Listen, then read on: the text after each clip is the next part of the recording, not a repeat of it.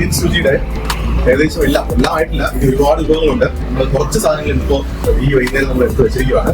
അതിനകത്ത് നമ്മൾ നൂഡിൽസ് എടുത്തിട്ടുണ്ട്. ചിക്കൻ നൂഡിൽസ് ഉണ്ട്, അതുപോലെ ചിക്കൻ ഫ്രൈഡ് റൈസ് ഉണ്ട്. അതൊരു ക്വാണ്ടിറ്റി നിങ്ങൾ കാണുന്നുണ്ടല്ലോ അല്ലേ. അതുപോലെ പൊറോട്ട, ഇടിയപ്പം, അതിന്റെ കൂടെ നമ്മൾ കറികളായിട്ട് എല്ലാത്തിൻ്റെയും സ്മോൾ പോർഷൻസ് നമ്മൾ എടുത്തിട്ടുള്ളൂ. ഇതിപ്പോ ലിവർ ഫ്രൈ ആണ്, ലിവർ ഉണ്ട്.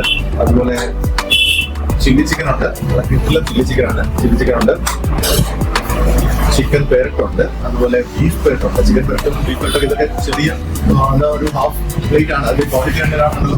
അപ്പോൾ ഇതെല്ലാം കാണുമ്പോൾ തന്നെ ഇതൊന്നും നമുക്ക് കഴിച്ചു തീർക്കാൻ വേണ്ടിയിട്ടുള്ളതല്ല, കഴിച്ചു തീർക്കാൻ പറ്റത്തില്ല. എല്ലാം നമുക്ക് ടേസ്റ്റ് ചെയ്യാം.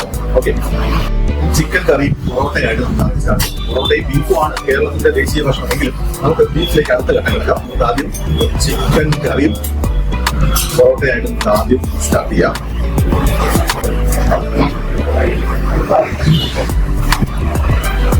നൂഡിൽസ് ഒന്ന് ടേസ്റ്റ് ചെയ്യാം. അത്യാവശ്യം നല്ല ക്വാണ്ടിറ്റി ഉണ്ടോ ശരിക്കും കഴിക്കാൻ ധാരാളമാണ്. നമുക്ക് അതിൽ കാണുമ്പോൾ തന്നെ അത് ഒരുപാട് ചിക്കനൊക്കെ ഇഷ്ടം പോലെ കിടപ്പുണ്ട്. ഇതിപ്പോ ഇതിനു വേണ്ടിയിട്ട് ചെയ്യുന്നതല്ല, ഇവിടെ വന്ന് ഓർഡർ ചെയ്തതാണ്.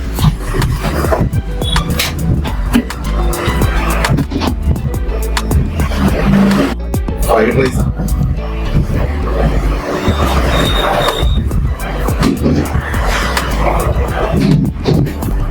ബീഫ് പെരട്ടാണ്.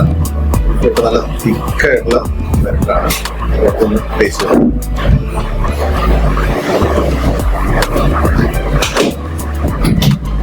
ചില്ലി ചിക്കൻ ചെറിയ പീസ് നോക്കി ഞാൻ ടേസ്റ്റ് ചെയ്യാൻ വേണ്ടി എടുക്കുക.